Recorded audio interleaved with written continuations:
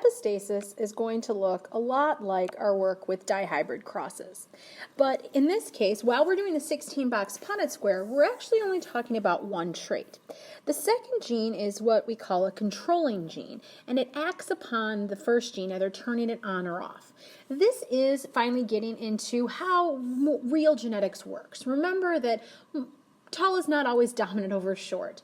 And we write many silly problems for you guys to do to practice all the other types of Punnett squares. But the blood typing and now the epistasis is getting into how real genetics works in an organism. And so many times there is a controlling gene that can turn another gene on or off. And epi means upon, so it's one gene acting upon the other gene. So an example here on this slide shows you the trait for flower color. The flowers can be either purple or white, but the gene is only going to be turned on and able to actually express the purple color if the controlling gene is turned on. So flowers that have big R's but do not have the controlling gene turned on will be white. Let's try a problem together. Two unlinked loci affect mouse hair color. Big A, and big A, little a mice are called agouti or brown. Mice with the genotype little a are albino because all pigment production is blocked, regardless of the phenotype at the second locus.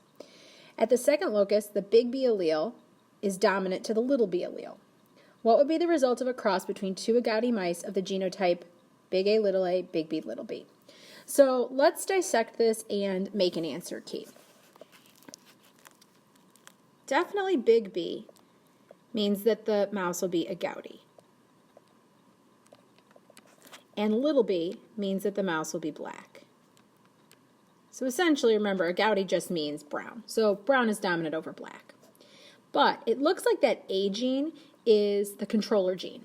So that if you have a big A, you have the ability to have color. Whereas if you have a little a, you will be albino or have no ability to make color regardless of what's going on with gene B. So we're going to cross two heterozygous individuals, which if you remember from our dihybrid cross video, this is the most complicated it can possibly get. It's the most combinations, takes the longest to fill in the Punnett square. So I'm going to FOIL my parents.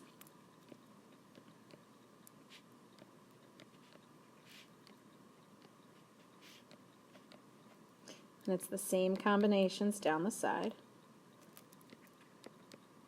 because both parents have the same genotype. And then I'll fill in my Punnett square.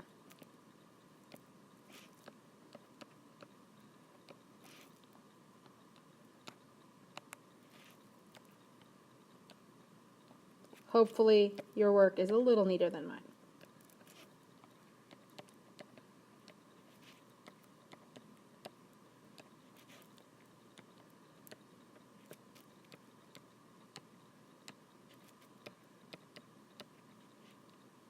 Now the one thing that's nice about these problems is that while it does take a long time to fill them in, sometimes counting up the genotypes and phenotypes is a little bit faster because we have that controller gene. So sometimes you can look and you can see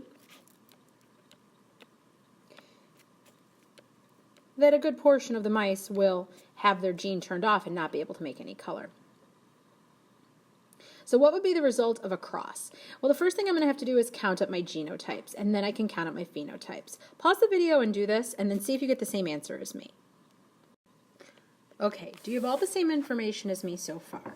I took my time, I filled in my Punnett square, and I counted up all my genotypes. But I wanted to walk through with you how I count up my phenotypes. So the first thing I do is I look for any mice that have their genes turned off. That would be anybody that is homozygous recessive for that A allele or that A trait.